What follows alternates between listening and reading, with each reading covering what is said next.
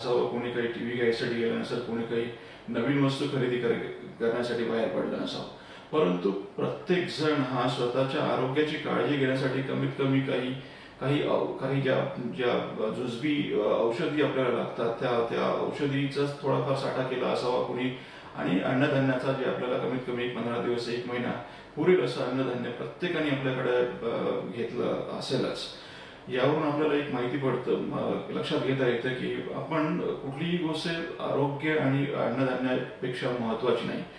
कुठलीही नैसर्गिक आपत्ती असो, ते फ्लड असो किंवा तुमचं भूकंप असो किंवा कोरोना व्हायरस ही एक ही ही एक सुद्धा एक आपत्ती आपल्याकडे आलेली आहे. एक महामारी प्रत्येक जगामध्ये आलेली आहे, प्रत्येक देशामध्ये आलेली आहे.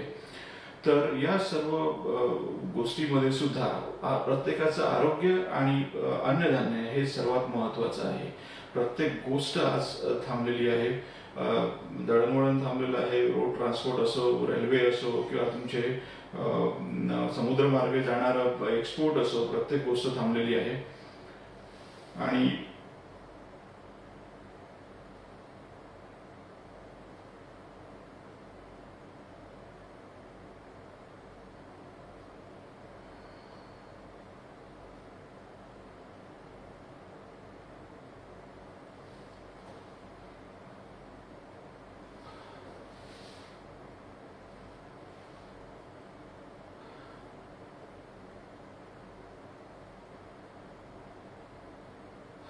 आज कोरोना संक्रमणावर प्रत्येक गोष्ट थांबलेली आहे. परंतु शेती आणि शेतीशी संबंधित उद्योगधंदे असो किंवा कामकाज असो हे थांबू शकत नाही. प्रत्येकाला अन्नधान्य हे लागतंच.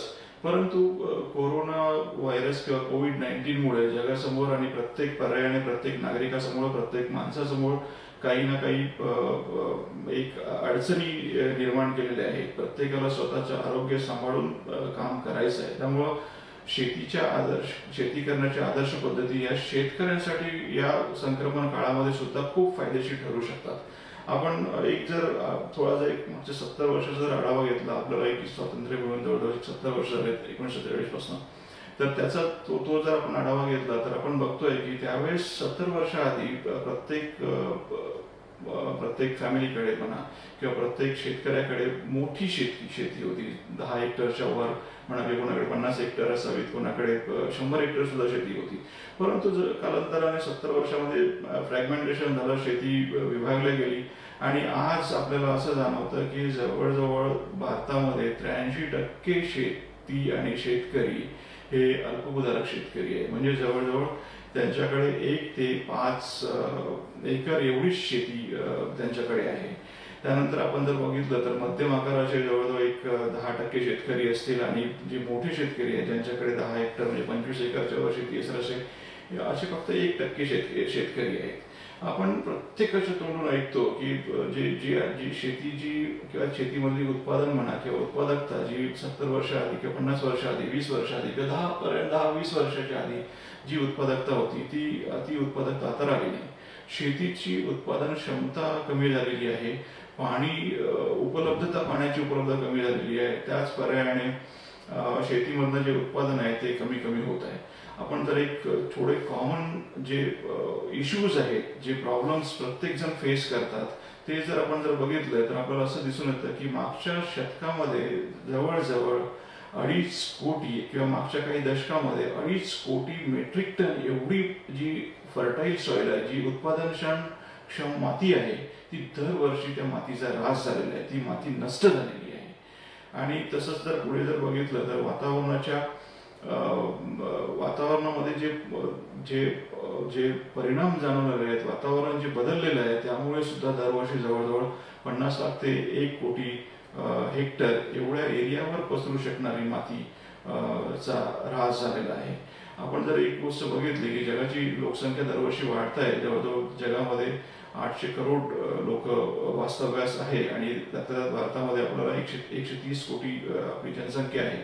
आणि जे काही अवेलेबल पाणी आहे, जे उपलब्ध पाणी आहे, त्यातलं जवळजवळ 70% पाणी हे शेतीला लागतं. त्यामुळं प्रत्येक जण म्हणतो की आता शेतीला पाणी कमी पडत आहे.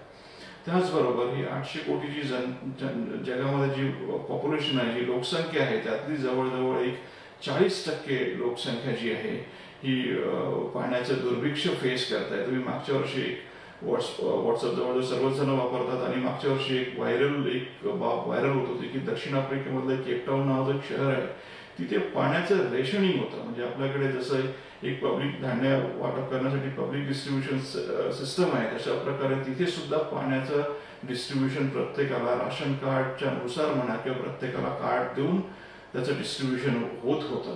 त्यामुळे आपल्याला असं जाणवतं की आज येणाऱ्या काळामध्ये माती संवर्धन करणं, त्याचबरोबर पाण्याचे वेगवेगळे रिसोर्सेस निर्माण करणं ही अत्यंत आवश्यक बाब आहे. तसंच जर आपण पुढे जर बघितलं तर जी आपण शेती पिकवतो, अन्नधान्य पिकवतो, कडधान्य असो किंवा पल्सेस असो किंवा तुमच्या तेलबिया असो किंवा फळे भाजीपाला हे असो, तर यावर जे कीट येतात, कीटनाशक त्यासाठी आपल्याला वापरावं लागतं ते पीक वाचवण्यासाठी.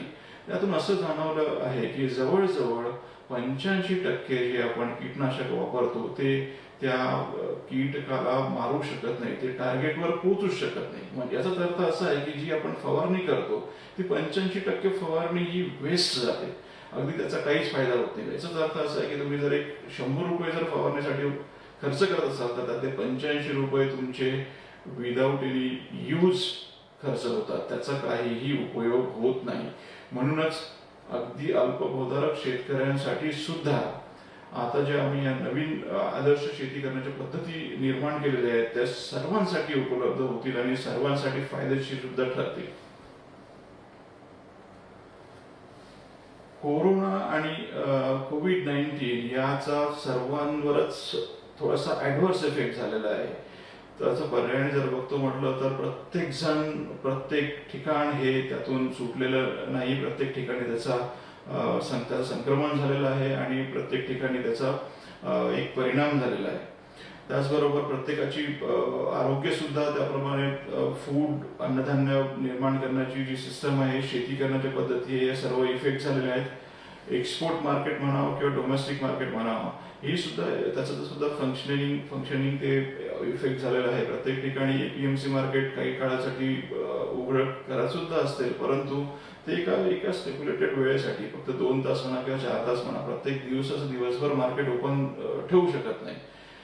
शेतकरी आणि शेतीतलं उत्पादन, त्यांचं उत्पन्न यावर सुद्धा कोरोना संक्रमणाचा इफेक्ट झालेला आहे. आणि त्याचबरोबर आपण जर बघितलं तर सगळ्याचा सर्वात महत्वाचा इफेक्ट म्हणजे प्रत्येकाच्या आरोग्यावर झालेला आहे. प्रत्येकाच्या आरोग्याची रिस्क वाढलेली आहे. काम करताना प्रत्येकामधलं जे सोशल डिस्टन्सिंग म्हणतो ते मेंटेन करणं सर्वांना भाग झालेलं आहे. जवळजवळ 1 मीटर ते 2 मीटर पर्यंत प्रत्येक 2 माणसामधलं अंतर आपल्याला ठेवावंच लागतं. त्यानुसारच आपल्याला काम करावं लागतं आणि तसं जर केलं नाही तर कोरोना संक्रमणाची जी भीती आहे ती आपल्या प्रत्येकाच्या मागे लागून राहणारच आहे. लॉजिस्टिक्स जी वाहतूक आहे त्याच्यावर इफेक्ट झालेला आहे. कोरोना संक्रमणाचा मार्केटिंगवर इफेक्ट झालेला आहे. आपण बघितलं असावं की या संक्रमण काळात किंवा लॉकडाऊन पिरियडमध्ये शेतकऱ्यांकडे स्वतःचं उत्पादन तयार होतं, पीक काढणीसाठी आलेलं असून सुद्धा किंबहुना काढलं असून सुद्धा ते मार्केटमध्ये पोहोचू शकत नव्हते. पर्यायाने बरेच शेतकऱ्यांना ते पीक असं म्हणजे रोड साईडला फेकावं लागलं. आणि मला असं वाटतं की या कोरोना संक्रमणात किंवा तत्सम काही आपत्ती, नैसर्गिक आपत्ती म्हणा किंवा आणखी अशी महामारी असो, यामध्ये या गुड ॲग्रिकल्चर प्रॅक्टिसेस अगदी माती व्यवस्थापनापासून तर इरिगेशन व्यवस्थापन करून त्यानंतर पीक संवर्धन करून आणि त्याचप्रमाणे काढणी व काढणी पश्चात तंत्रज्ञानामध्ये सुद्धा या शेती करण्याच्या आदर्श पद्धती उपयोगात येऊ शकतात आणि त्या शेतकऱ्याला फायदेशीर ठरू शकतात. शेतकऱ्याचं उत्पादन वाढू शकतं, उत्पादकता वाढू शकतं आणि पर्यायानं शेतकऱ्याचं इन्कम सुद्धा वाढू शकतं. परंतु हे सर्व शक्य आहे की जी आपल्याला काही गोष्टींवर थोडा फोकस करावा लागेल. त्यामध्ये सर्वात आधी म्हणजे मॅनपॉवर, जे आपल्यासोबत काम करतात, जे कामगार शेतामध्ये काम करतात, स्वतः तुम्ही काम करतो किंवा आपण इकडे फॅक्टरी फ्लोअरला प्रत्येक माणूस काम करतो, पॅक हाऊसमध्ये तुमच्या कोणी काम करत असेल, त्यांचं आरोग्य, त्यांची सुरक्षा, त्यांचं स्वतःचं पर्सनल स्वच्छता आणि त्याचनुसार मग तुमची शेती असेल त्याचा इफिशियंट आणि इफेक्टिव्ह यूज कसा करता येईल, प्रत्येक इंच हा उत्पादनक्षम कसा बनवता येईल, त्याचबरोबर जे सीड असेल, प्लांटिंग मटेरियल असेल, रोपं असेल, ते चांगल्या प्रकारचे कसे वापरता येईल, सर्टिफाईड कसे वापरता येईल, किंवा जे तुम्हाला एक उत्पादनाची हमी देणारे रोपं किंवा उत्पादनाचे हमी देणारे सीड कसं वापरता येईल यावर आपल्याला फोकस करावा लागेल. पाण्याचं जे दुर्भिक्ष आहे ते त्यावर काम करावं लागेल. प्रत्येकाला, प्रत्येक इंडिव्हिज्युअलला, प्रत्येक शेतकऱ्याला, प्रत्येक माणसाला पाण्याचे सोर्सेस क्रिएट करावे लागतील, पाण्याचे स्रोत क्रिएट करावे लागतील, निर्माण करावे लागतील. जे आहेत त्याला तुम्हाला त्याचं संवर्धन करावं लागेल आणि जे आहे त्याचा वापर सुद्धा एक चांगल्या पद्धतीनं आणि ज्युडिशियसली करावा लागेल. न्यूट्रिएंट्स जे आहे, जे शेतामध्ये आपल्याला खतं द्यावी लागतात, त्या न्यूट्रिएंट्स सुद्धा चांगल्या प्रकारे, म्हणजे अगदी इंच आणि इंच त्याचा किंवा एक ग्राम आणि ग्राम हे त्या प्लांटच्या रूट झोनलाच मिळालं पाहिजे, त्याच्या डेव्हलपमेंटसाठीच वापरला गेला पाहिजे, यावर सुद्धा फोकस करावा लागेल. त्याचबरोबर जी एनर्जी आहे, म्हणजे इलेक्ट्रिसिटी, आपण म्हणतो की इलेक्ट्रिसिटी सध्या अवेलेबल होत नाही, लिमिटेड पिरियडसाठी असतो, त्यामुळे त्याचं जी ग्रीड पॉवर आहे त्याला अल्टरनेटिव्ह म्हणून सोलर एनर्जी, सोलर पंप वापरता येईल का, याचं सुद्धा शेतकऱ्यांना त्याचा अवलंब करावा लागेल आणि त्याकडे फोकस करावा लागेल. त्याचबरोबर बायोडायव्हर्सिटी आणि वातावरण कसं चांगलं करता येईल, प्रदूषण कसं कमी करता येईल, यावर सुद्धा, वातावरणाचं संवर्धन कसं करता येईल यावर सुद्धा लक्ष द्यावं लागेल. आणि एवढं सर्व करून आता कोरोनामुळे जी काही परिस्थिती बदललेली आहे, मार्केटिंग सुद्धा, स्वतःचं उत्पादन जे आहे त्याचं मार्केटिंग सुद्धा स्वतः आणि डायरेक्टली कन्झ्युमरला सेल करण्याचं सुद्धा प्रत्येक शेतकऱ्याला किंवा फार्मर, शेतकरी उत्पादक संस्थांना, शेतकरी उत्पादक कंपन्यांना त्याचा विचार करावाच लागेल. त्याच वेळेस या शेतीच्या आदर्श पीक पद्धती प्रत्येक शेतकऱ्याला त्यांचं उत्पादन आणि त्यांचं इन्कम वाढवून देण्यास उपयोगी ठरू शकतील. शेती करण्याच्या गुड पद्धती म्हणजे काय, चांगल्या पद्धती म्हणजे काय, तर शेती करण्याच्या चांगल्या पद्धती म्हणजे शेतकऱ्यांचं जे नॅचरल रिसोर्सेस आहे ते वाचवणं, त्याचा उपयोग चांगल्या पद्धतीनं करून घेणं, त्याचबरोबर सेफ आणि गुणवत्ता असलेलं उत्पादन घेणं आणि त्याचबरोबर सर्व याचा अचूकतेनं वापर करणं आणि शाश्वतता टिकून ठेवणं म्हणजेच गुड ऍग्रिकल्चर प्रॅक्टिसेस आहे. हे का इम्पॉर्टंट आहे, का महत्वाचं आहे? तुम्ही जर एक पूर्ण सप्लाय चेन बघितली तर शेतकऱ्याला प्रत्येक गोष्ट जी आहे, जसं सीड आहे, सीड, त्यानंतर फर्टिलायझर्स आहेत, खते आहेत, तुमचं कीटकनाशकं असतील, या सर्व गोष्टी शेतकऱ्याला विकत घ्याव्या लागतात. त्या त्यांना त्यांच्या शेतामध्ये, त्यांच्या प्रोडक्शन एरियामध्ये वापरावं लागतात. ते वापरल्यानंतर तिथून जे उत्पादन निघतं ते एकतर डायरेक्टली तिथं तुम्ही एकतर ट्रान्सपोर्ट करून डायरेक्टली कन्झ्युमरला विकू शकता, किंवा तिथून ते पॅक हाऊसला नेलं तर तिथे गुड ऍग्रिकल्चर प्रॅक्टिसेस अप्लाय होणार नाही, पण तिथे गुड मॅन्युफॅक्चरिंग प्रॅक्टिसेस अप्लाय होतील, तिथे त्या लागू पडतील. त्यानंतर तिथून एकतर डायरेक्टली ट्रान्सपोर्ट करायचं मार्केटला, किंवा तिथून मग प्रोसेसिंग प्लांटला द्यायचं, किंवा तिथून ट्रान्सपोर्ट करायचं आणि स्टोअर करून रिटेलरला विकायचं, किंवा मग होलसेल मार्केटला विकायचं. हे सर्व करत असताना प्रत्येक ठिकाणी अगदी उत्पादन केल्यानंतर शेतामध्ये तुमचं कापणी झाली आणि तिथून पॅक झालेला प्रोड्यूस पुढे निघाल्यानंतर त्याची गुणवत्ता आणि त्याची सुरक्षा, त्याची क्वालिटी मेंटेन करणं फार महत्वाचं आहे. म्हणून गुड ऍग्रिकल्चर प्रॅक्टिसेस हे शेतामध्ये, त्यानंतर गुड मॅन्युफॅक्चरिंग प्रॅक्टिसेस आणि स्वच्छतेच्या चांगल्या पद्धती या सर्व महत्वाच्या आहेत. आणि प्रत्येक जो या सप्लाय चेनमध्ये गुंतलेला घटक आहे, तो ट्रान्सपोर्टर असो, किंवा त्यानंतर तो होलसेलर असो, किंवा रिटेलर असो, किंवा फायनल शेवटी जे आपण स्वतः कन्झ्युमर, आपण जे स्वतः कन्झ्युम करतो, यांच्यासाठी ही गोष्ट महत्वाची आहे. मी आताच सांगितलेलं आहे की यामध्ये या सर्वांसाठी फायद्याचे आहेत, कारण गुड ऍग्रिकल्चर प्रॅक्टिसेस ज्या आहेत या प्रोडक्शन उत्पादन वाढवतात, त्याचबरोबर उत्पादकता वाढवतात, त्याचबरोबर शेतीमध्ये अचूकता आणि शाश्वतता निर्माण करतात. रिसोर्सेस, जे नॅचरल रिसोर्सेस आहेत, पाणी असो, माती असो, हे सुद्धा त्याचं संरक्षण करण्यासाठी फायदेशीर ठरतात. शेतामध्ये काम करणारे जे कामगार आहेत त्यांचं आरोग्य, त्यांची स्वच्छता याकडे सुद्धा लक्ष दिलं जातं. त्याचबरोबर कन्झ्युमरला अगदी गुणवत्ता असलेलं आणि सुरक्षित असलेलं खाद्य सुद्धा या गुड ऍग्रिकल्चर प्रॅक्टिसेसच्या माध्यमातून आपण देऊ शकतो. त्यामुळं हे सर्वांसाठी फायदेशीर अशी ही पद्धती आहे. गुड ॲग्रिकल्चर प्रॅक्टिसेसमध्ये काय काय येतं हे जर आपण बघितलं तर ज्या भागामध्ये आपण उत्पादन करतो, जे एक शेत असेल, एक एक भाग असेल, शेताचा तुकडा असावा किंवा एकाच ठिकाणी लागून शेताचे छोटे छोटे तुकडे असावेत. कारण जवळजवळ 85% अल्पभूधारक शेतकरी म्हटलं म्हणजे तिथे जवळजवळ एका बाजूला एक 4-5 जरी शेती असली तरी त्याची साईट हिस्ट्री ही सर्वात महत्वाची आहे. म्हणजे त्या शेतामध्ये मागच्या 2 वर्षामध्ये काय काय पिकवलं होतं, काय काय त्याचं आपण कोणकोणत्या भागामध्ये कोणकोणतं पीक घेतलं होतं. होऊ शकतं की एका भागामध्ये कापूस घेतला असावा, पेटी कॉटन घेतला असावा, एका दुसऱ्या भागामध्ये सोयाबीन घेतलं असावं, दुसऱ्या भागामध्ये एखाद्या वेळेस होऊ शकतं की कुठली दुसरी भाजी घेतली असावी.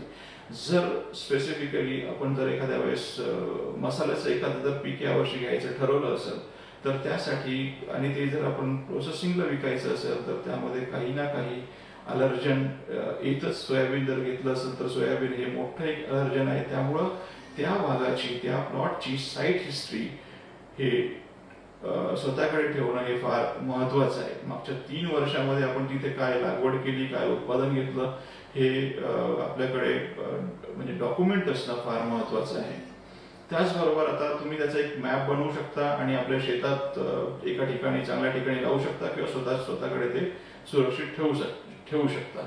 त्याचबरोबर आता एक सॅटेलाइट इमेजेस सुद्धा आपण काढू शकतो. शेताच्या कुठल्या भागामध्ये आपण काय लागवड केलेली आहे, कुठे किती झाडं आहेत, कुठे विहीर आहे, कुठे रस्ता आहे, हे सॅटेलाइट इमेज नुसार तुम्हाला क्लिअरली दिसू शकतं आणि त्याचं शेताचं व्यवस्थापन तुम्ही चांगल्या पद्धतीने करू शकता. आता हल्लीच्या काळामध्ये रोबोट आणि ड्रोनचा सुद्धा उपयोग शेती उत्पादनामध्ये होऊ शकतो. ड्रोनचा जर तुम्ही बघितलं असाल की लॉकडाऊनमध्ये शहरांमध्ये लोकांवर निगराणी ठेवण्यासाठी लोक लॉकडाऊनमध्ये बाहेर निघू नये म्हणून ड्रोननी प्रत्येकाची टेहाळणी केली जाते किंवा त्यांच्यावर लक्ष ठेवलं जात आहे. तसंच ड्रोनचा उपयोग हा शेतीमध्ये सुद्धा होऊ शकतो. कुठल्या भागामध्ये खतं कमी पडतात, कुठल्या भागामध्ये पिकाची परिस्थिती चांगली नाही, कुठल्या भागामध्ये पाणी कमी पडत आहे, कुठल्या भागामध्ये रोग जास्त आहे, हे ड्रोनच्या माध्यमातून तुम्ही घरी बसल्या बघू शकता आणि त्याच्यानुसार उपाययोजना करू शकता. हे सुद्धा एक रोबोटिक्स आणि ड्रोन सुद्धा हे गुड ॲग्रिकल्चर प्रॅक्टिसेसचाच एक मेकॅनायझेशनचा एक भाग होऊ शकतो आणि छोट्या शेतकऱ्याला सुद्धा त्याचा उपयोग होऊ शकतो.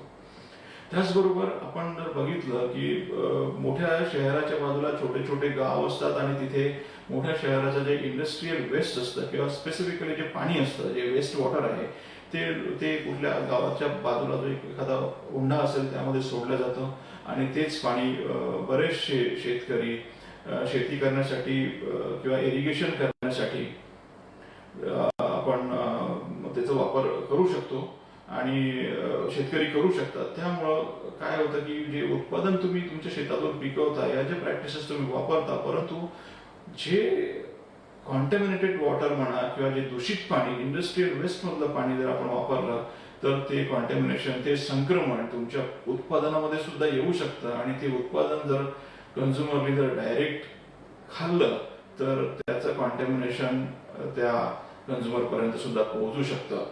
त्याचबरोबर आपण जर बघितलं की ग्रीड कनेक्शन शेतामधून जर जात असेल तर ती सुद्धा एक मोठी एक रिस्क असते. जे कामगार आपल्यासोबत काम करतात त्यांच्या आरोग्याच्या हितासाठी ह्या सर्व रिस्क आपण बघायला पाहिजेत.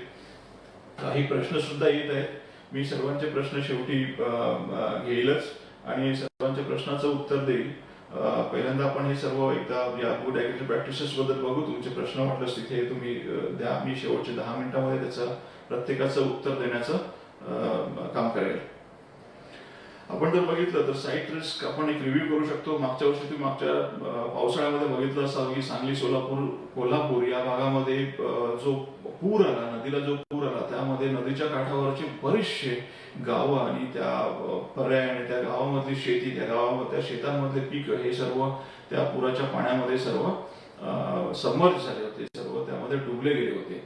तर आपण आपल्या त्याचप्रमाणे तुम्ही जर आणखी एक गोष्ट जर ऐकली असावी तर बिहारमध्ये कोसी नदीचं जे पात्र आहे ते दरवर्षी बदलतं. त्यामुळं अशा या फ्लडपासनं किंवा येणाऱ्या पुरापासनं किंवा होणाऱ्या अकस्मात पावसामुळं किंवा गारपिटीपासून काही रिस्क होऊ शकते का, ती रिस्क आपण दरवर्षी आपल्या शेतीच्या साईट मध्ये आपण असेस करायला पाहिजे, त्याचं अनालिसिस करायला पाहिजे. त्याचबरोबर आपलं जर शेत हे उतारावर असेल तर उतारामुळे जी मातीचा जो ऱ्हास होतो तो कसा आपण प्रिव्हेंट करता येईल, कसा आपण त्याला थांबवता येईल हे सुद्धा आपण बघायला पाहिजे. ती सुद्धा रिस्क आपण लक्षात घ्यायला पाहिजे. जर ते केलं नाही तर मातीवरची जी फर्टाईल सॉइल आहे, जी काही उत्पादनक्षम माती आहे ती वाहून जाऊ शकते आणि तुम्ही या फोटोमध्ये जे दाखवलेलं आहे एक ट्रेंच मोठी आहे ती तशा प्रकारची ट्रेंच सुद्धा शेतामध्ये पडू शकतं आणि पर्यायाने शेतीचं उत्पादन कमी होऊ शकतं. आपण पुढचं गुड ॲग्रिकल्चर प्रॅक्टिसेस बघू. जसं सॉइल मॅनेजमेंट आहे, मातीचं व्यवस्थापन. आपण बघतोय की माती व्यवस्थापन हे पीक आणि उत्पादन वाढवण्यासाठी फार महत्वाचं आहे. आपण जर बघितलं की जवळजवळ सर्व महाराष्ट्रामध्ये जर थोडाफार कोकणाचा भाग सोडला जिथे लाल माती आहे, लॅटराईट सॉइल आहे, जवळजवळ प्रत्येक भागामध्येच थोडाफार काही भाग सोडला तर अगदी हेवी क्ले सॉइल आहे. म्हणजे अगदी काळी, ज्याला आपण ब्लॅक कॉटन सॉइल म्हणतो, मराठवाडा असो, विदर्भ असो, खानदेश असो, या भागामध्ये अगदी ब्लॅक कॉटन सॉइल आहे. आणि पाणी जर आलं आणि पाणी जर साचलं तर ती अगदी अशी कॉम्पॅक्ट होऊन जाते, घन होऊन जाते. त्यामध्ये एरिएशन होत नाही, त्यामधले पोर्स जे आहे, त्यामधले जे सच्छिद्र आहेत ते मोकळे राहू शकत नाही. सॉइल टेक्स्चर सर्वात महत्वाचं आहे. सॉइलमध्ये कशा प्रकारचं टेक्स्चर आहे त्यानुसार त्याचं एरिएशन, म्हणजे त्यात हवा किती खेळती राहू शकते हे महत्वाचं आहे. हवा खेळती राहिली तर त्यामध्ये पाणी आतमध्ये जाऊ शकेल, पाणी हे रूट्स पर्यंत जाऊ शकेल, पिकांच्या मुळांपर्यंत जाऊ शकेल, पिकांच्या मुळांपर्यंत अन्नद्रव्य जाऊ शकेल आणि पर्यायाने ते पीक, ते अन्नद्रव्य आणि पाणी हे चांगल्या तऱ्हेने ग्रहण करू शकेल आणि त्याचबरोबर चांगलं उत्पन्न मिळू शकेल. सॉइल ड्रेनेज म्हणजे शेतामध्ये जे पाणी साचतं ते पाणी सुद्धा बाहेर काढणं फार महत्वाचं आहे. बरेचदा आपण शेतामध्ये बाहेर म्हणजे जे चर काढतो, चर काढून किंवा एखाद्या वेळेस एखादा बांध टाकतो जेणेकरून पाणी तिथे अडेल, माती वाहून जाणार नाही आणि पाणी तिथेच जिरेल. चर टाकले तर ते त्यामध्ये सुद्धा मातीचा ऱ्हास होऊ शकतो, इरोजन होऊ शकतं. पर्यायाने त्या पाण्यासोबत, वाहत्या पाण्यासोबत माती सुद्धा वाहून जाऊ शकतं. त्याला सुद्धा उपाय आहेत, ते आपण पुढच्या पद्धतीमध्ये बघूच. सॉइल पीएच सर्व महत्वाचं आहे, त्याचबरोबर सॉइल ऑर्गॅनिक कार्बन महत्वाचं आहे. सेंद्रिय कर्ब आपण ज्याला म्हणतो, सेंद्रिय कर्ब हे नैसर्गिकरित्या मातीमध्ये येतात आणि त्याचबरोबर मातीमधलं सेंद्रिय कर्ब वाढवण्याचे सुद्धा आपण उपाययोजना करू शकतो. आणि या सर्वांचं जे हे आहे ते रिलेशन म्हणजे माती, पाणी आणि जे आपण पीक लागवड करतो त्याचं तिघांचंही एक प्रकारे एक संबंध आहे. माती चांगली असेल, चांगली म्हणजे भुसभुशीत माती असेल तर पाणी चांगलं झिरपेल खाली. त्यानंतर ते प्लांट पाणी जर खाली झिरपलं त्यासोबत अन्नद्रव्य सुद्धा जाईल आणि हे जे प्लांट आपण लावलेले आहे, लागवड केलेली आहे किंवा काही सीड्स लावले असतील, जे पीक आपण घेतोय ते पर्यायाने त्याचं चांगलं शोषण करेल आणि पर्यायाने आपल्याला चांगलं उत्पादन मिळू शकतं. माती व्यवस्थापनामध्ये या बाबी सुद्धा आहेत. जसं मी आधीच सांगितलं की मातीचा ऱ्हास होऊ शकतो, इरोजन होऊ शकतं, माती वाहून जाऊ शकतं. परंतु माती वाहून जाऊ नये यासाठी ज्या भागाने उतार आहे त्या भागाच्या अक्रॉस म्हणजे त्याच्या विरुद्ध बाजूने आपण जर पीक पद्धती अवलंबली, तिथे जर आपण लागवड केली तर ती माती त्या पिकांना अडेल, त्या पिकांच्या चरांना अडेल आणि पर्यायाने शेतातली माती बाहेर जाणार नाही. त्याचबरोबर जर जास्त पाऊस आला तर ती पाणी बाहेर काढण्यासाठी आपण ट्रेंचेस करू शकतो किंवा आपण अगदी बांधावर एखादा बंड सुद्धा टाकू शकतो आणि तिथे आपण ते पाणी अडवू शकतो. पर्यायाने आपल्या शेतामध्ये जर कुठली विहीर असेल किंवा बोरवेल असेल तर त्याचं रिचार्जिंग सुद्धा आपण तिथे करू शकतो. ऑर्गॅनिक कार्बन म्हणजे सेंद्रिय कर्ब आपण वाढवायचा प्रयत्न आपण ग्रीन मॅन्युअरिंग करू शकतो. ग्रीन मॅन्युअरिंग म्हणजे तुम्ही ढेंचा पेरू शकता किंवा ताक पेरू शकता, बोरू पेरू शकता आणि एका विशिष्ट उंची झाल्यानंतर त्याला तिथेच आपण मातीसोबत त्याला पल्वराईज करू शकतो, त्याला मातीसोबत गाडू शकतो आणि पर्यायाने शेती आपल्या मातीचं फर्टिलिटी आपण वाढवू शकतो, त्याचं मातीची उत्पादन क्षमता आपण वाढवू शकतो.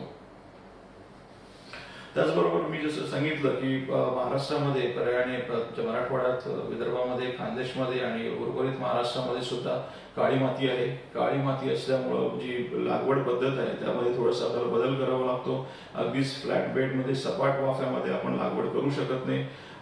जर तसं केलं तर पाण्यामुळे तिथं वॉटर लॉगिंग क्रिएट होऊ शकतं, पाणी तिथे साचू शकतं, मूळ सडू शकतात आणि तिथे तुमचं त्यावर रोग येऊ शकतात, फंगस डिसीज येऊ शकतात. ते जर अवॉइड करायचं असेल, वाचवायचं असेल तर आपल्याला रेस बेड ही पद्धत वापरायला पाहिजे. रेस बेडचे फायदे भरपूर आहेत.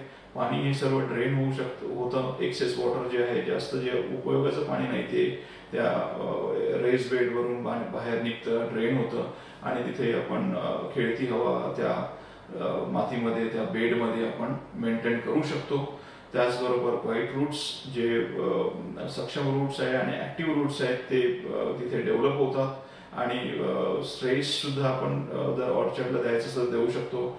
आणि त्याचबरोबर पेस्ट आणि डिसीज बघायसाठी त्याचं एक स्काउटिंग करायसाठी सुद्धा आपण शेतामध्ये फिरू शकतो. तिथे स्टॅग्नेशन होणार नाही आणि त्याला अवॉइड करायसाठी, कंट्रोल करायसाठी आपण उपाययोजना करू शकतो. जसं म्हटलं की जे पाणी जास्त पाणी येतं, जे एक्सेस वॉटर येतं, त्या कुठेतरी ते चिकण माती असल्यामुळं, काळीची माती असल्यामुळं सॉइल टेक्स्चर हार्ड बनतं आणि तिथेच पाणी ते साचतं. पाणी साचल्यामुळं मुळं सडतात आणि पिकाची योग्य वाढ होत नाही. तुम्ही ते अवॉइड करायसाठी, थांबवायसाठी चर काढू शकता किंवा पाणी बाहेर काढू शकता. परंतु त्याचसोबत चांगली आपण एक field drainage, subsurface drainage system सुद्धा आपण वापरू शकतो. त्यामध्ये पोरस पाईप आपण वापरू शकतो किंवा तुमचे परफोरेटेड पाईप्स आपण वापरू शकतो, जेणेकरून जे पावसाचं पाणी आहे ते खाली थोडंसं इन्फिल्ट्रेट होईल आणि खाली इन्फिल्ट्रेट झाल्यानंतर परकोलेट होऊन खाली शिरपत जाऊन ते त्या पाईपच्या माध्यमाने आपण शेताच्या बाहेर ते काढू शकतो. अशा पद्धतीचे फील्ड ड्रेनेज, सबसर्फेस ड्रेनेज बरेच शेतकऱ्यांनी आपल्या शेतामध्ये लावलेले आहेत, आपल्या शेतामध्ये इम्प्लिमेंट केलेले आहेत आणि असं पाण्याचं स्टॅग्नेशन न राहिल्यामुळं ती जागा सुद्धा त्यांनी उत्पादनक्षम बनवलेली आहे. त्याचबरोबर गुड ॲग्रिकल्चर प्रॅक्टिसेसमध्ये तुमचं प्लांटिंग मटेरियल फार महत्त्वाचं आहे. अगदी निरोगी प्लांटिंग मटेरियल जर असेल तर फळे तुम्हाला निरोगी मिळतील, तुमची मोर्टॅलिटी होणार नाही. सीड सर्टिफाईड असेल, त्याचं जर्मिनेशन चांगलं होईल, व्हायबिलिटी चांगली राहील, मोर्टॅलिटी परत होणार नाही, प्लांट पॉप्युलेशन मेंटेन होईल आणि पर्यायाने तुमचं उत्पादन आणि उत्पादकता वाढेल.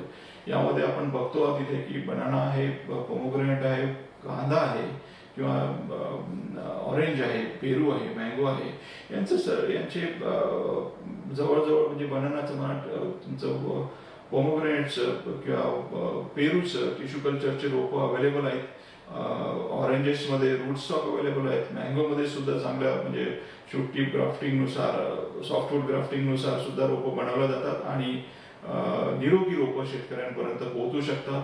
तशा प्रकारच्या सुविधा उपलब्ध आहेत. शेतकऱ्यांनी त्याचा उपयोग करायला पाहिजे आणि चांगली निरोगी रोपच वापरायला पाहिजे. त्याचप्रमाणे सर्टिफाईड सीड्स सुद्धा वापरायला पाहिजे. जर आपण बघतो तर एक GMO म्हणजे जेनेटिकली मॉडिफाईड ऑर्गॅनिझम हे सुद्धा एक महत्वाचं आहे. जर तुम्ही निर्यात करत असाल तर प्रत्येक राज्य, प्रत्येक स्टेट किंवा प्रत्येक कंट्री, स्पेसिफिकली जे आहेत युरोपियन कंट्रीज हे जेनेटिकली मॉडिफाईड ऑर्गॅनिझमचा तुम्ही वापर केला आहे का प्लांटिंग मटेरियल म्हणून हे विचारत असतात. आपल्याकडे जेनेटिकली मॉडिफाईड जर क्रॉप कुठलं असेल तर आपण कॉटन, कापूस एक जेनेटिकली मॉडिफाईड क्रॉप आहे, BT कॉटन. भाजीपाल्यामध्ये वांग्यावर प्रयोग सुरू आहेत, परंतु त्याला आतापर्यंत मान्यता मिळालेली नाही. त्याचबरोबर उत्पादन वाढवायसाठी, उत्पादकता वाढवायसाठी नवीन प्लांटिंग टेक्निक सुद्धा महत्वाचे आहेत. नवीन प्लांटिंग टेक्निकमध्ये आपण जर कन्व्हेन्शनल, पारंपरिक दृष्ट्या जर आपण बघतो तर अगदी एक जर आंब्याचं उदाहरण घेतो म्हटलं तर एक 10 मीटर बाय 10 मीटरवर म्हणजे जवळजवळ 40 झाडच फक्त एका एकरमध्ये आतापर्यंत लावू शकत होतो. त्याचप्रमाणे झाडं लावलेले आहेत.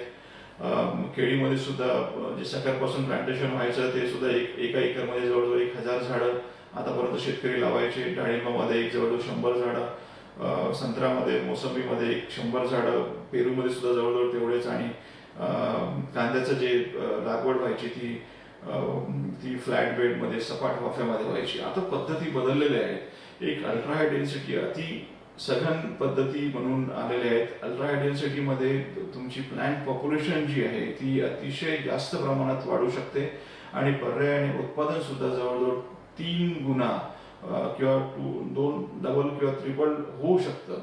अशा प्रकारचे प्रयोग झालेले आहेत आणि शेतकऱ्यांनी या पद्धती अडॉप्ट केलेल्या आहेत. शेतकऱ्यांच्या शेतामध्ये प्रत्येक म्हणजे जवळजवळ साऊथमध्ये शेतकरी आहेत, आंध्र प्रदेश म्हणा किंवा कर्नाटक म्हणा किंवा तामिळनाडूमध्ये म्हणा, मँगोचं उत्पादन जास्त घेतलं जातं, आंब्याचं उत्पादन जास्त घेतलं जातं. तिथं ही अल्ट्रा हाय डेन्सिटी पद्धत शेतकऱ्यांनी अवलंबली आहे. आपल्याकडे सुद्धा केसर आंबा लावलेला आहे काही शेतकऱ्यांनी. अल्फान्सोमध्ये सुद्धा काही लोकांनी या पद्धतीचा उपयोग केलेला आहे. केळीमध्ये सांगायलाच नको, केळी जवळजवळ ही टिश्यू कल्चरची रोपं एका एकरमध्ये साधारणतः 1452-1500 झाडं लावली जातात आणि अश्युअर्ड बिलकुल हमखास उत्पादन म्हणजे 35 ते 40 टन एका एकरमधून उत्पादन घेतलं जातं. त्याचप्रमाणे या पिकांचा जो गेस्टेशन पिरियड आहे म्हणजे लागवडीपासून ते पहिलं पीक येईपर्यंतचा जो पिरियड आहे, आधी हा जवळजवळ 7 वर्ष 8 वर्ष म्हणजे आंब्यामध्ये म्हणा किंवा तुमच्या पेरूमध्ये संत्र्यामध्ये 7 ते 8 वर्ष असायचा. आता तोच पिरियड जो आहे तो 3 वर्षापर्यंत आलेला आहे. अगदी 5व्या ते 6व्या वर्षी पूर्ण तुमचं बाग ही स्टॅबिलाइज होते आणि त्याचं जे पोटेन्शियल आहे, उत्पादन देण्याची जी क्षमता आहे, त्या उत्पादनाच्या क्षमतेनुसार बाग किंवा ते फळे ते झाडे उत्पादन देणं सुरुवात करतात. संत्र्यामध्ये सुद्धा तो प्रयोग झालेला आहे. संत्र्यामध्ये जैन स्वीट ऑरेंजच्या व्हेरायटी आलेल्या आहेत. त्या म्हणजे प्रोसेसिंगसाठी चांगल्या व्हरायटी आहेत. पेरू सुद्धा नवीन पद्धतीने आपण तयार केलेलं आहे. हे सर्व प्लांटिंग टेक्निक्स प्रत्येक ठिकाणी अवेलेबल आहे. शेतकऱ्यांनी इव्हन रेस बेडवर कांदा लावलेला आहे. आधी कांदा लावायची पद्धती म्हणजे नर्सरी करायची आणि त्यानंतर 1 महिन्याने 1.5 महिन्याने नर्सरी पूर्ण झाल्यानंतर त्याचं ट्रान्सप्लांटिंग पुन्हा लागवड करायची. त्यामध्ये जवळजवळ एका एकराला 60 ते 70 मजूर लागायचे, पॉवर इलेक्ट्रिसिटी लागायची आणि त्याचबरोबर पाणी सुद्धा तिथे लागायचं. या सर्वांचं आता करण्याची आवश्यकता नाही. रेस बेडवर तुम्ही डायरेक्ट सीड सोईंग करू शकता आणि जेवढी पॉप्युलेशन तुम्हाला पुनर्लागवडमध्ये मिळत होती, जेवढं उत्पादन तुम्हाला पुनर्लागवड मिळू शकत होतं, त्यापेक्षा किंबहुना जास्त उत्पादन डायरेक्ट सोईंगने तुम्हाला मिळू शकतं. तसंच मी जसं आता बोललो की कांद्याची जी लागवड पद्धती आहे ती पूर्णपणे बदललेली आहे. डायरेक्ट सीड सोईंग तुम्ही रेस बेडवर करू शकता आणि जवळजवळ 12 मेट्रिक टन सरासरी 12 मेट्रिक टन उत्पादन पर एकर हे घेऊ शकतात. जवळजवळ 26 ते 27 टन पर एकर सुद्धा उत्पादन घेणारे शेतकरी आहेत ज्यांनी डायरेक्ट सोईंग केलेलं आहे. त्याचबरोबर जिथे इलेक्ट्रिसिटी नसेल, ग्रीड पॉवर नसेल, ग्रीडनी इलेक्ट्रिसिटीचा सप्लाय होत नसेल, तिथे सोलर पंपनी सुद्धा तुम्ही पाणी पंपिंग करू शकता आणि शेताला तुम्ही ओलीत करू शकता. आधी जसं मी बोललो की गुड ऍग्रिकल्चरल प्रॅक्टिसेसमध्ये नैसर्गिक स्रोत सुद्धा निर्माण करावे लागतील. जवळजवळ 40% जागतिक लोकसंख्या ही पाण्याचं दुर्भिक्ष सहन करत आहे आणि जवळजवळ 70% जे अवेलेबल वॉटर आहे, जे उपलब्ध पाणी आहे, ते ऍग्रिकल्चरमध्ये शेतीमध्ये वापरलं जात आहे आणि उरलेलं पाणी हे पिण्यासाठी आणि इंडस्ट्रीसाठी उद्योगधंद्यासाठी वापरलं जात आहे. म्हणून आपल्याला प्रत्येक ठिकाणी, प्रत्येक गावामध्ये, प्रत्येक शेतामध्ये जिथे शक्य आहे तिथे पाणी अडवलं पाहिजे आणि पाणी क्रिएट केलं पाहिजे, पाणी निर्माण केलं पाहिजे. याचाच हा एक सुंदर फोटो इथे दिसतोय. प्रत्येक जिथे पॉसिबल असेल, जिथे शक्य असेल तिथे बंधारे बांधले गेले पाहिजेत. त्याचबरोबर तेवढ्यावरच न थांबता प्रत्येक गावामध्ये, प्रत्येक वॉटरशेडच्या कॅचमेंटमध्ये तिथे ॲग्रोफॉरेस्ट्री क्रिएट केली पाहिजे, तिथे प्लांटेशन निर्माण केलं पाहिजे, जेणेकरून त्या भागातलं जे वातावरण आहे हे 3 ते 4 डिग्री हमखास तापमान कमी होईल आणि वातावरण चांगलं राहील. इरिगेशन आणि खत देण्याच्या पद्धती सुद्धा गुड ऍग्रिकल्चर प्रॅक्टिसेस मध्ये येतात. आपण बघितलं जसं की ठिबक सिंचन असो किंवा स्प्रिंकलर पद्धती असो किंवा फर्टिगेशन किंवा म्हणजे खत देण्याच्या पद्धती असो, यामध्ये आमूलाग्र बदल झालेला आहे. ड्रीप इरिगेशन किंवा स्प्रिंकलर इरिगेशनमुळे आपण बघतोच आहात की म्हणजे प्रत्येक याचं उत्पादन, प्रत्येक पिकाचं उत्पादन वाढलेलं आहे. प्रत्येक पिकामध्ये पाण्याची बचत झालेली आहे. त्यानुसारच जी आपण पाणी पंप करायसाठी जी इलेक्ट्रिसिटी लागते ती जवळजवळ 50% कमी झालेली आहे. आणि प्रत्येक पिकामध्ये प्रॉडक्टिव्हिटी, उत्पादन क्षमता सुद्धा वाढलेली आहे. आपल्याला जर माहित असेल तर जी ग्रीन रिव्हॉल्युशन 1960 आणि 1970च्या दरम्यान झाली ती जवळजवळ नवीन व्हेरायटीज आणि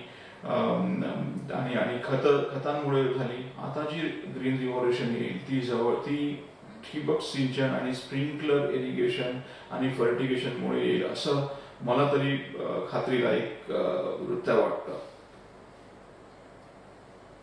आपण बघितलंच आहे की प्रत्येक पिकामध्ये जसं केळी असो, तुमचं ग्रेप्स असो, मोसंबी असो, डाळिंब असो, टोमॅटो असो किंवा टरबूज असो, मिरची असो किंवा ऊस असो, प्रत्येक पिकामध्ये ठिबक सिंचननी पाणी वाचवलेलं आहे. यामध्ये हा एक रिपोर्ट आहे सेंट्रल गव्हर्नमेंटनी 2003 मध्ये एक टास्क फोर्स गठीत केला होता आणि त्यांच्या अभ्यासानुसार ड्रीप इरिगेशन आणि स्प्रिंकलर इरिगेशन जवळजवळ 50 ते म्हणजे जवळजवळ 30-35 ते 50% पाणी वाचवतं. त्याचबरोबर अगदी म्हणजे इन पोमोग्रेनेटमध्ये तर अगदी 98% उत्पादन वाढलेलं त्यांना आढळलेलं आहे.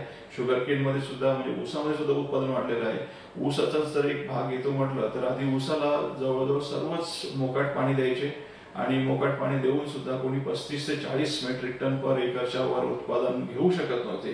आज तेच सबसर्फेस इरिगेशन असो किंवा तुमचं इनलाईन ड्रीप इरिगेशन असो, त्यामुळे याच्या वापरामुळं प्रत्येक शेतकरी हा 100-150 मेट्रिक टन पर एकरचं उत्पादन घेण्याची क्षमता बाळगून आहे. काही शेतकरी तर 200 मेट्रिक टनचं उद्देश पुढे ठेवून सुद्धा या दृष्टीने कामकाज करताय. द्राक्ष, केळी आणि डाळिंब, टोमॅटो यामध्ये सुद्धा उत्पादन वाढलेलं आहे ड्रीप इरिगेशनमुळे आणि पाण्याचं सुद्धा संवर्धन झालेलं आहे. जिथे आपण उत्पादन वाढलेलं आहे असं म्हणतो तिथे जेव्हा 50% मला इलेक्ट्रिसिटी कमी लागतं ती पाणी पंपिंग करायसाठी, त्यानुसारच तिथे शेतकऱ्यांचे 50% पैसे विजेच्या बिलाच्या स्वरूपात वाचतात. त्याचप्रमाणे 50% किंवा 50 ते 100% उत्पादन वाढल्यामुळे तिथे इन्कम सुद्धा वाढतं. जे फर्टिलायझर्स आहेत, खतं आहेत, जे ड्रीप मधून दिलं जातं, ठिबक सिंचन मधून दिलं जातं, ते जवळजवळ 60 ते 70% वाचतात आणि तेवढेच त्याचा खर्च सुद्धा पर्यायाने वाचतो.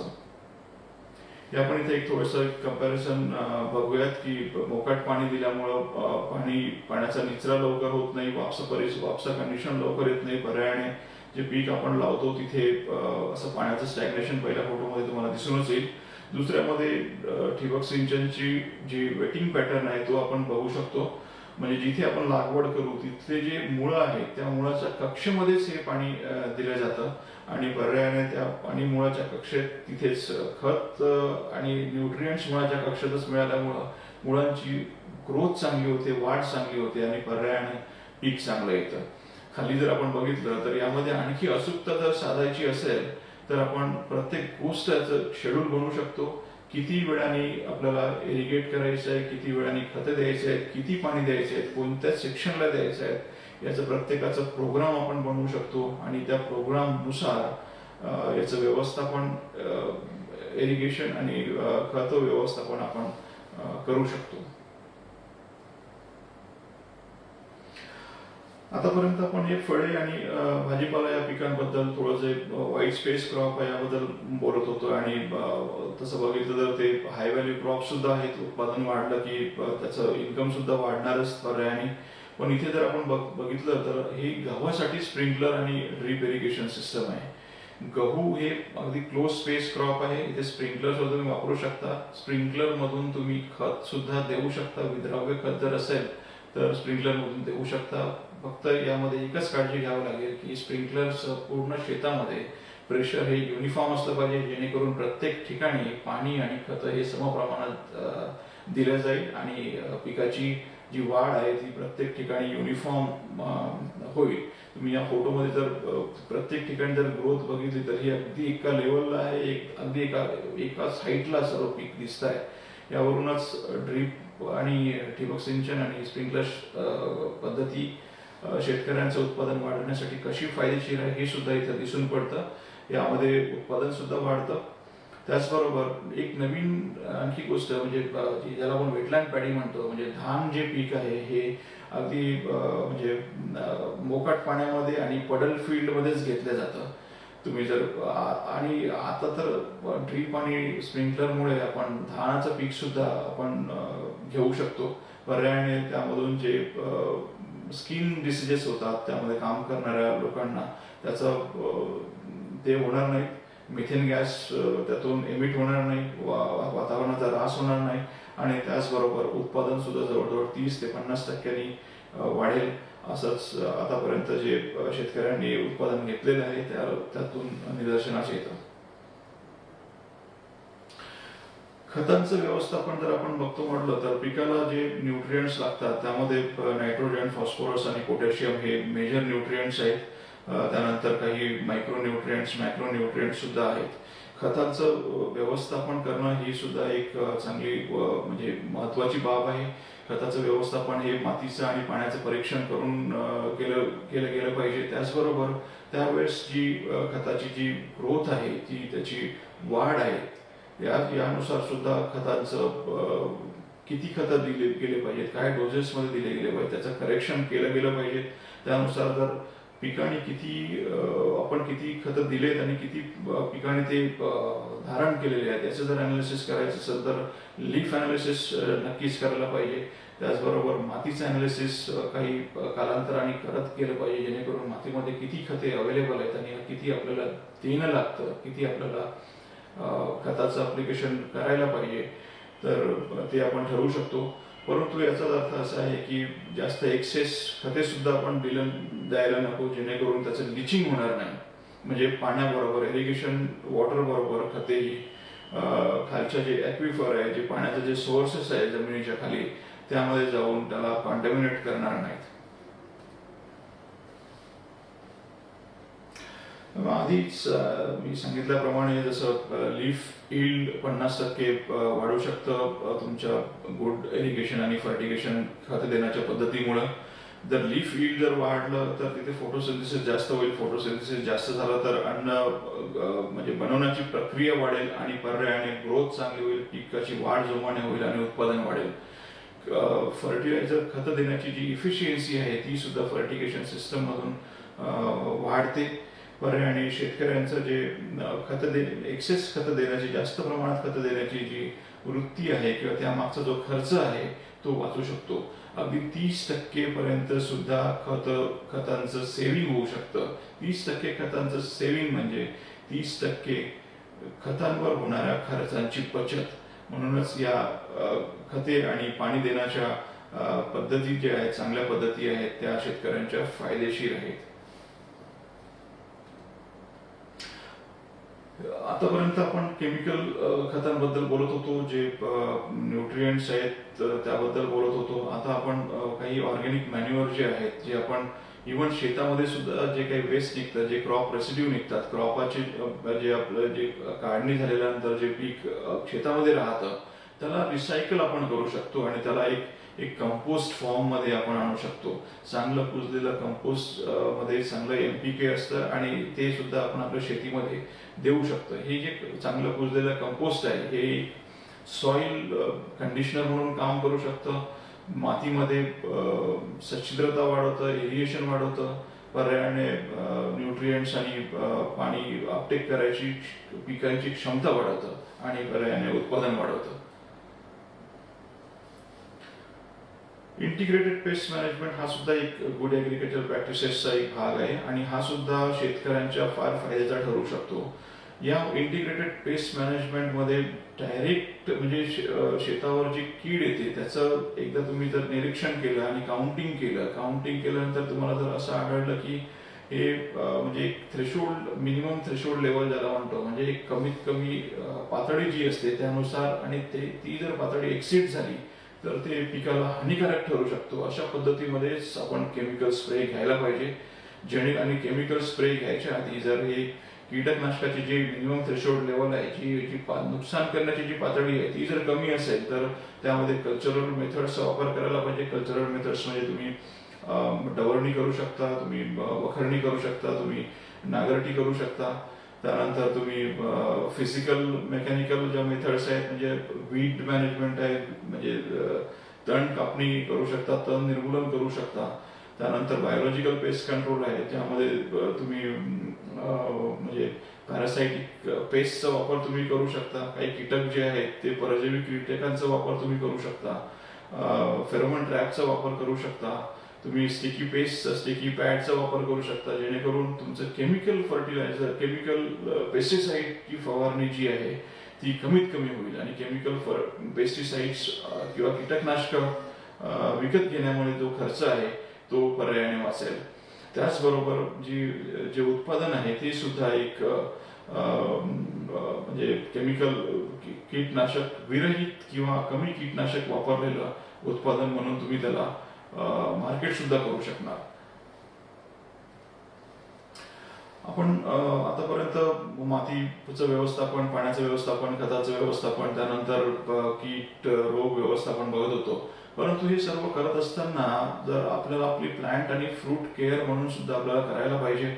फ्रूट क्रॉप मध्ये तुम्ही जर बघितलं तर केळीचं फोटो इथे दिसतोय. केळीच्या फोटोंना, घडांना बॅगिंग केलेली आहे, त्याला इंजेक्ट केलेलं आहे, जेणेकरून त्यामध्ये थ्रिप्स अटॅक होणार नाही आणि पर्यायाने केळीची क्वालिटी चांगली राहील. अशाच प्रकारचं कव्हरिंग, ज्याला क्रॉप कव्हर म्हणतात, हे तुम्ही डाळिंबामध्ये सुद्धा वापरू शकता, तुम्ही पेरूमध्ये सुद्धा वापरू शकता, आंब्यामध्ये सुद्धा वापरू शकता आणि पपयामध्ये सुद्धा वापरू शकता.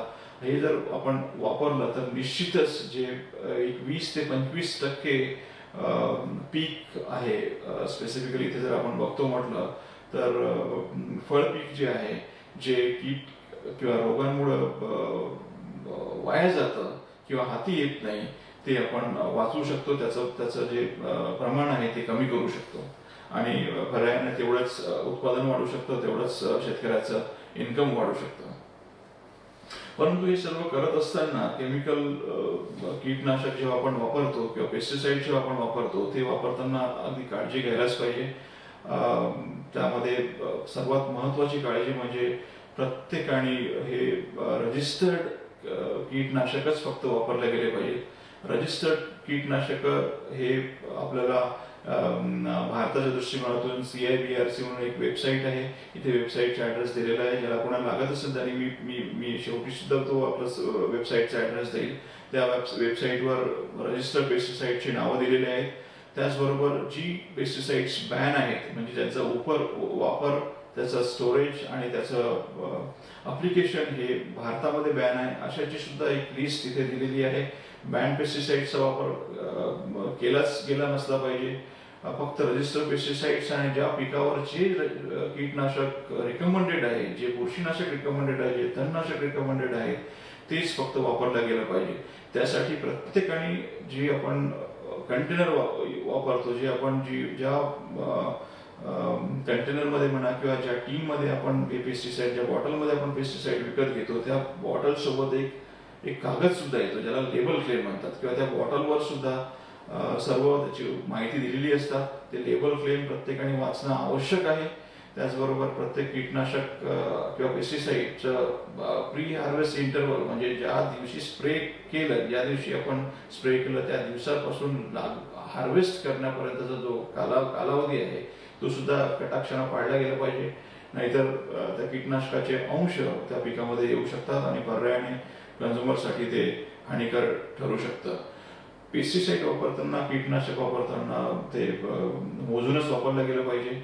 जे इक्विपमेंट्स आपण वापरतो, जो स्प्रे पंप आपण वापरतो, जे नोझल्स आपण वापरतो, ते कॅलिब्रेट केले गेले पाहिजेत, जेणेकरून जेवढा डिस्चार्ज त्या नोझलमधून रेटेड डिस्चार्ज जो असेल तेवढाच तो त्या पिकांवर पडला गेला पाहिजे, त्याचं स्प्रे तेवढं झालं पाहिजे.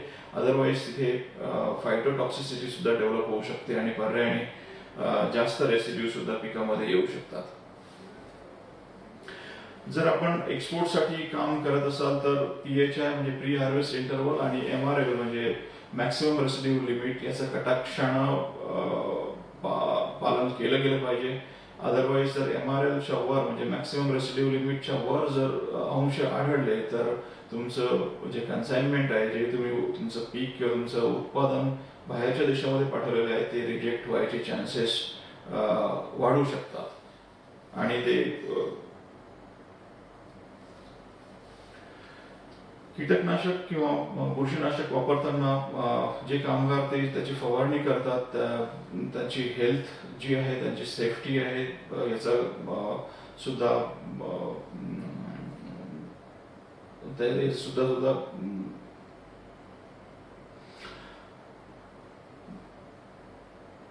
हेल्थ सुद्धा पाळली गेली पाहिजे. त्यांची सुरक्षाची निगराणी किंवा काळजी घेतली गेली पाहिजे, जेणेकरून काही पर्सनल ऍक्सिडेंट्स तिथे होणार नाहीत. पर्सनल ऍक्सिडेंट्सचा अर्थ असा आहे की कोणाला काही कॉन्टॅमिनेशन होणार नाही, कोणी काही फूड पॉइझनिंग होणार नाही आणि पर्यायाने तिथे सुरक्षा काम करण्याच्या प्रॅक्टिसेस तिथे फॉलो होतील. आणि यासाठी आपण बघूयात पुढलं जे कीटकनाशक स्प्रे करण्यासाठी जे आहे, जे कामगार कीटकनाशक स्प्रे करतात त्यांना पर्सनल प्रोटेक्टिव्ह क्लोथिंग्स दिले गेले पाहिजेत, ज्यामध्ये पूर्ण अंग कव्हर झालं पाहिजे, जेणेकरून स्प्रे करताना त्याचे जे ड्रिफ्ट आहे, त्याचं जे पाणी आहे हे स्वतःच्या अंगावर येणार नाही आणि पर्यायाने कुठलाही ऍक्सिडेंट होणार नाही किंवा काही त्याला इजा होणार नाही. शिल्लक राहिलेले पेस्टिसाइड सुद्धा एका चांगल्या ठिकाणीच टाकले गेले पाहिजेत, एका डेझिग्नेटेड ठिकाणीच टाकले गेले पाहिजेत, जेणेकरून ते तिथे कोणी जनावर जाणार नाही आणि ते जनावरांनी खाल्ल्या जाणार नाहीत. अदरवाईज तसं जर झालं तर तिथे तो एक ऍक्सिडेंट होऊ शकतो. त्याचप्रमाणे साईन बोर्डचा वापर झाला पाहिजे. प्रत्येक ठिकाणी जिथे काही डेंजर असेल, काही धोका असेल तिथे साईन बोर्ड्स लावले पाहिजेत. पेस्टिसाइड जिथे स्टोअर केलेलं आहे तिथे स्टोरेज रूम एक वेगळीच असली पाहिजे, ती लॉक अँड की मध्ये असली पाहिजे, जेणेकरून तिथे छोटे मुलं किंवा बाकी लोकांना तिथे प्रवेश घेता येणार नाही. त्याचबरोबर हे सर्व करत असताना जेव्हा केमिकल फर्टिलायझर्स आपण वापरतो त्यावेळेस जे बायोडायव्हर्सिटी आहे, जे आपण फॉर एक्झाम्पल जर बघतो तर फुलपाखरू आजकाल दिसतच नाहीत, ते त्याचा ऱ्हास झालेला दिसतो. हे सर्व करत असताना वातावरण आणि बायोडायव्हर्सिटीचा सुद्धा या गुड ॲग्रिकल्चर प्रॅक्टिसेसचा अवलंब केल्यामुळं वाढ होऊ शकते, वातावरण सुद्धा चांगलं राहू शकतं. जिथे आपण फॉरेस्ट ग्रीन कव्हर डेव्हलप करतो, जिथे आपण झाडे लावतो, तिथे जर बघितलं तर पक्षी सुद्धा वास्तव्यात येतात आणि तिथे ज्याला आपण फ्लोरा आणि फौना म्हणतो ते सर्व त्याची वाढ तिथे होऊ शकते. त्याचबरोबर वातावरणाचा बदल जो आहे, आपण स्पेसिफिकली आता सध्या जर बघतो तर मे महिना सुरू आहे. मे महिन्यामध्ये हीट वेव्स भरपूर येतात, गरम वारे खूप येतात, जवळजवळ 45 डिग्री 46 डिग्री तापमान जातं. ते तापमान ते त्यात असे हॉट जे वारे आहेत, उष्ण वारे जे आहेत ते शेतामध्ये फिरून ते नुकसान करू शकतात.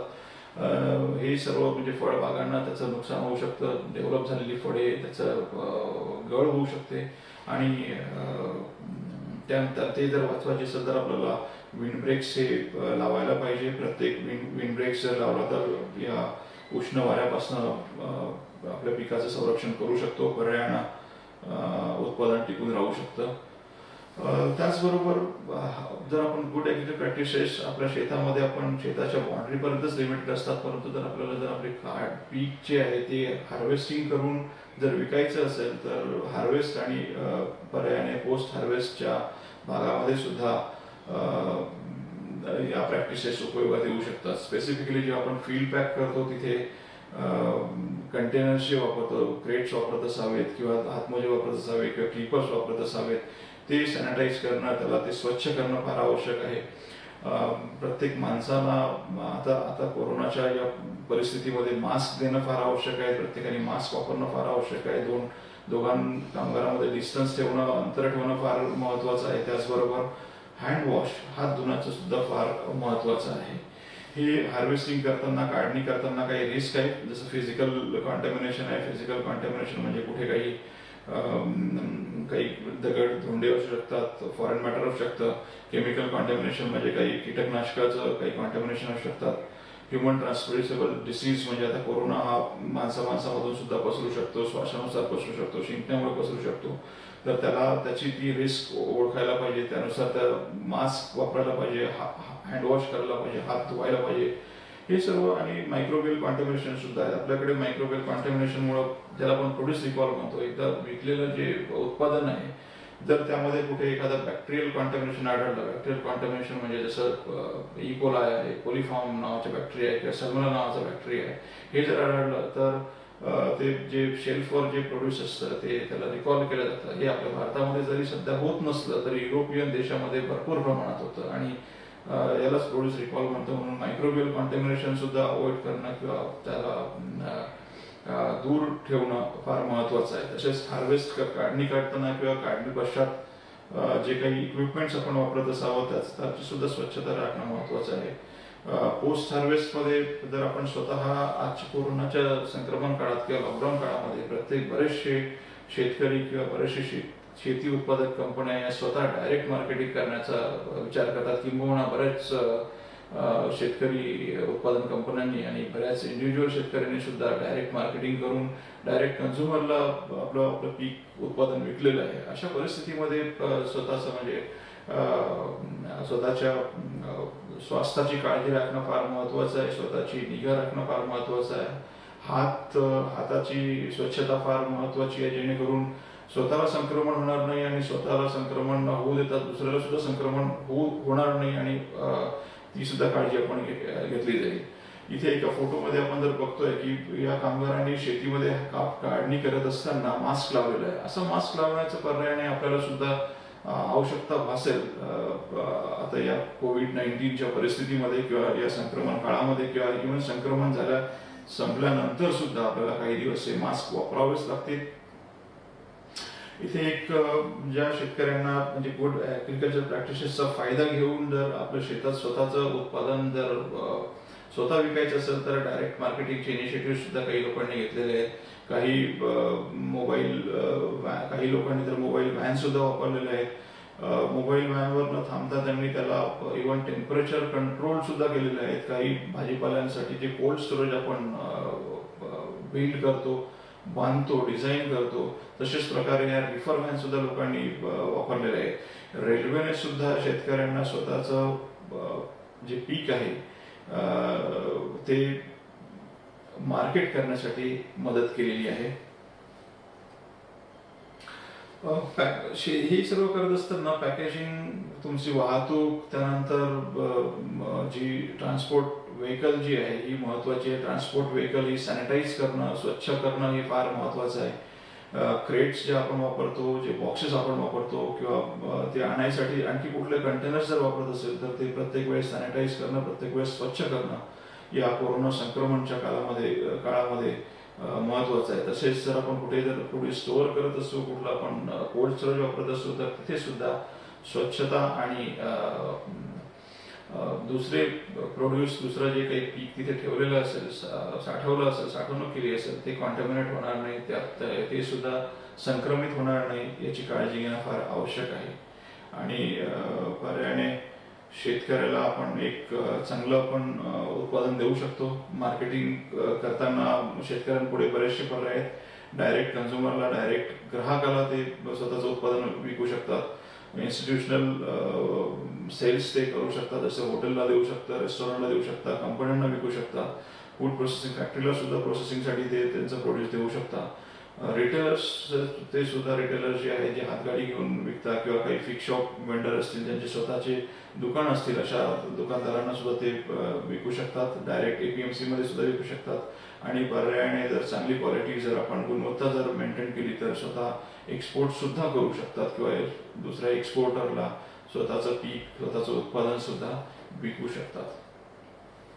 परंतु हे सर्व करत असताना क्वालिटी, गुणवत्तामध्ये कन्सिस्टन्सी निर्माण करणं फार महत्वाचं आहे. त्यासाठी काही जे मापक आहे, जे मानकं आहेत ते मेंटेन करणं फार महत्वाचं आहे. त्यामध्ये साईज असेल, वजन असेल किंवा डिफेक्ट्स असतील, बरेचसे डिफेक्ट्स आहेत. डिफेक्टिव्ह फ्रुट्स किंवा व्हेजिटेबल्स किंवा कुठलंही उत्पादन हे कन्झ्युमर पर्यंत गेलं नाही पाहिजे, विकलं गेलं नाही पाहिजे, ते आधीच काढलं गेलं पाहिजे. काही फॉरेन मॅटर असेल तर ते सुद्धा बाजूला काढलं गेलं पाहिजे. कलर असेल, वजन असेल, ते सर्व मेंटेन केलं गेलं पाहिजे.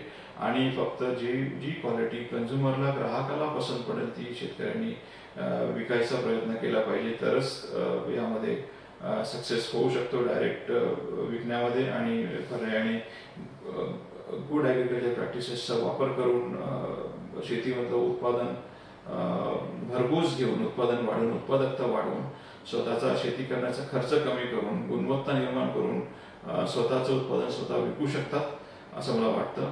आणि यासाठी हे सर्व कॅप्चर करण्यासाठी एक ॲप सुद्धा निर्माण केलेलं आहे, आमच्या जैन कंपनीने सुद्धा निर्माण केलेलं आहे. त्याचबरोबर बरेचसे जे लोक डायरेक्ट मार्केटिंगमध्ये आता इन्व्हॉल्व झालेले आहेत त्यांनी सुद्धा स्वतःचे ॲप निर्माण केलेले आहेत, जेणेकरून ज्या ग्राहकांना ते त्यांचं शेतकऱ्यांचं प्रोड्यूस विकता, ग्राहकांकडनं त्यांची रिक्वायरमेंट आधी घेतली जाते आणि नंतर त्या रिक्वायरमेंटनुसार त्यांचं फळे असो, भाजीपाला असो, कडधान्य असो किंवा आणखी कुठल्या गोष्टी असो, त्या रिक्वायरमेंटनुसार पॅक करून त्यांना ते पोहोचवलं जातं.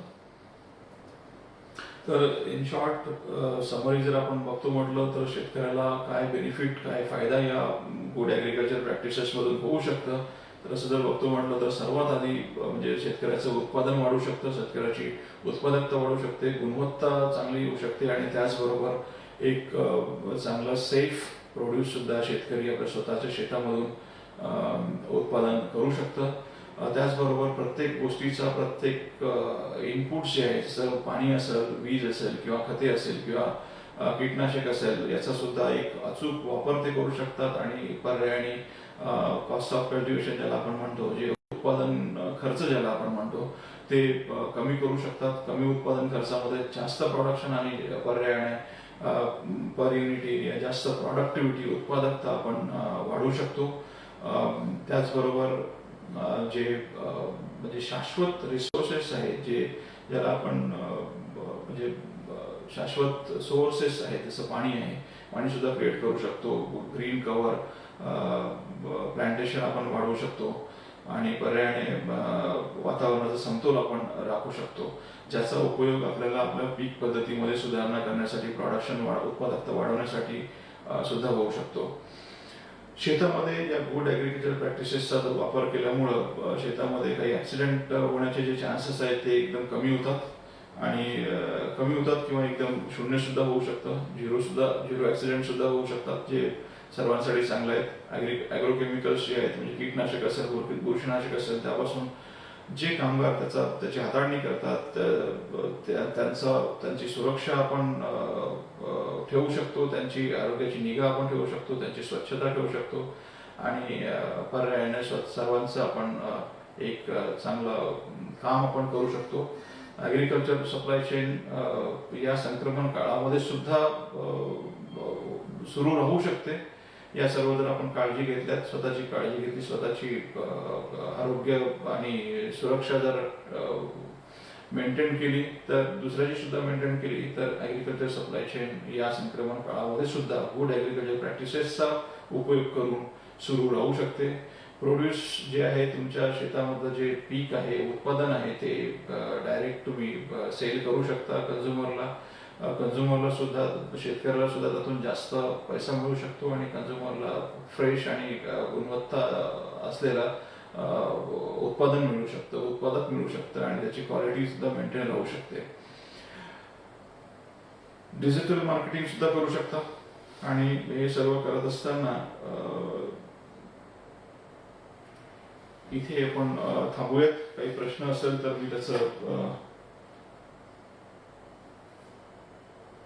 उत्तर देऊ शकतो.